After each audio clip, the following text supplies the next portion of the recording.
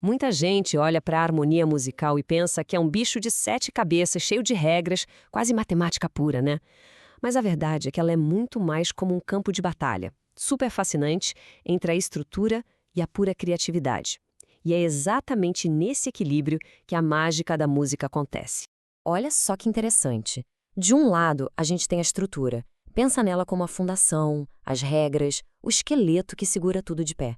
E do outro lado, a expressão. É a criatividade, a emoção, é a alma da música que toca a gente lá no fundo.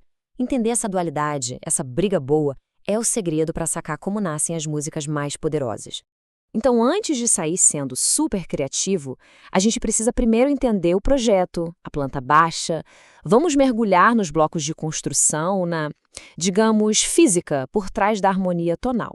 Primeiro de tudo, tonalidade. Imagina que é tipo o endereço de casa no GPS da música. É o ponto de partida de toda a jornada e é para lá que a gente sempre quer voltar. É o nosso porto seguro, o nosso ponto de estabilidade e de descanso. Tá, mas de onde vêm as cores que a gente pode usar? Elas vêm do campo harmônico. E o processo para criar ele é bem lógico, na verdade. A gente basicamente vai empilhando as notas da escala, geralmente de 3 em 3, em terças, e daí nasce o verdadeiro DNA daquela tonalidade. Só que esses acordes não são jogados ali de qualquer jeito. Cada um deles tem uma função, um trabalho específico. E são essas funções que funcionam como um motor, sabe? Elas que impulsionam a narrativa da música. E basicamente existem 3 principais. E aqui estão elas.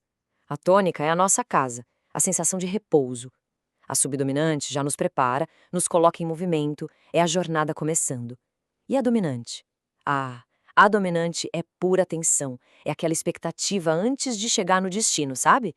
É ela que nos puxa com uma força incrível de volta para casa, de volta para a tônica. E com isso, a gente tem o fluxo mais clássico da música ocidental.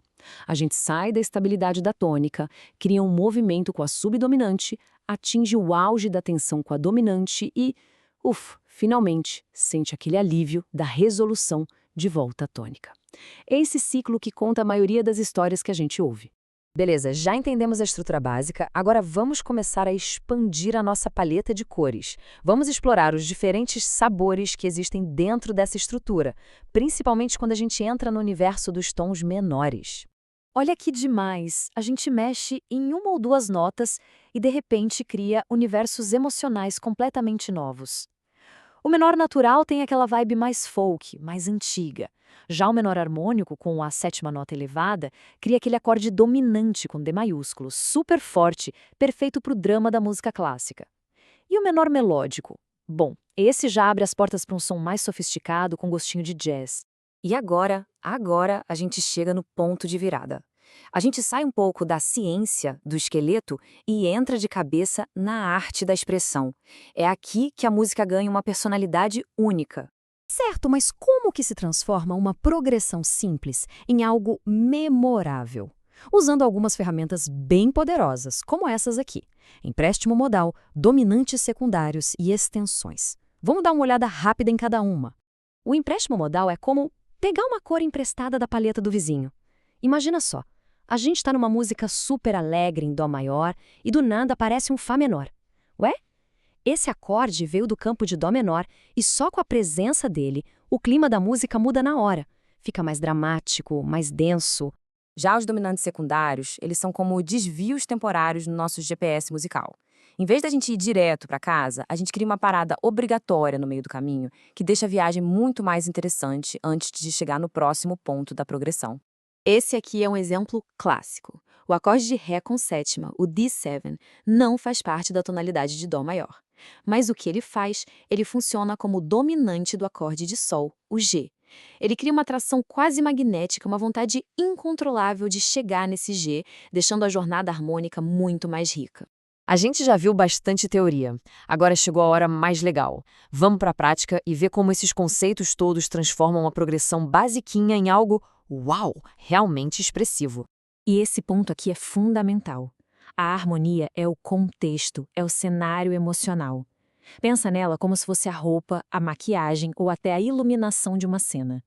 É a harmonia que revela o verdadeiro poder da melodia e dá a ela sua personalidade. Dá uma olhada nessa transformação. À esquerda, a progressão básica. Dó, Fá, Sol, Dó. Funciona? Funciona, mas é previsível. Agora olha para a direita. A diferença no potencial emocional, na sofisticação, é gritante. Vamos entender o porquê. A primeira jogada de mestre aqui é esse Mi com sétima, o E7. Lembra dos dominantes secundários que a gente acabou de falar? É exatamente isso. Ele não é da tonalidade, mas ele serve como uma ponte super poderosa e dramática que nos leva direto para o acorde de Lá menor. E os outros acordes, tipo Dó com sétima maior ou Sol com 13ª? Isso são extensões. A gente simplesmente adiciona mais notas além da tríade básica. É como se, em vez de pintar só com as cores primárias, a gente começasse a adicionar novos tons, novas texturas. A pintura fica muito mais rica. No final das contas, o que a gente vê é que teoria musical não é uma prisão de regras. É o contrário. É uma caixa de ferramentas para contar histórias. A estrutura nos dá a gramática, mas é a variação que nos dá a poesia. Então a pergunta de verdade não é quais regras seguir. A pergunta é, com tudo isso em mãos, que história a gente quer contar?